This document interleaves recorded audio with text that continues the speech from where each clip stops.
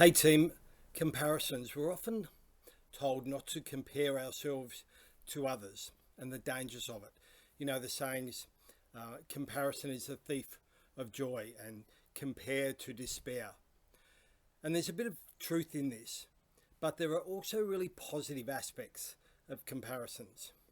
And because we're human, we're going to compare anyway. It's just inevitable. It's in our nature to compare. So if we're going to do it, why don't we try and put a more positive lens on it and try and use it to our advantage? So, for example, when we're comparing ourselves to someone else for something, what we're doing really is research. So we're researching how they work, what they do, how they conduct themselves, how much work they put in, how much time they put in, all those sort of things.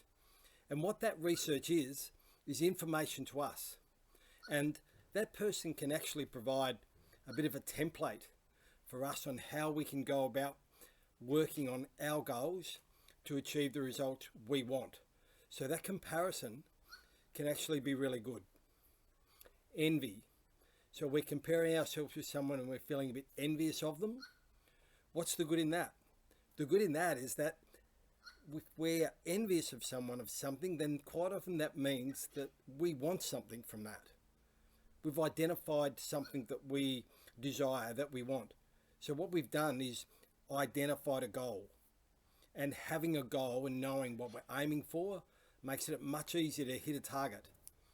So that research, that part of the comparisons can be good as well. And the third thing about comparisons is that I want you to ask yourself, can you control this? Is this within your control or within your influence to do something about it?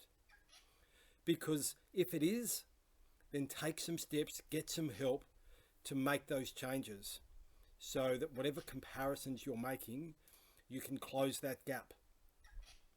Because we know that what we don't change, we're choosing.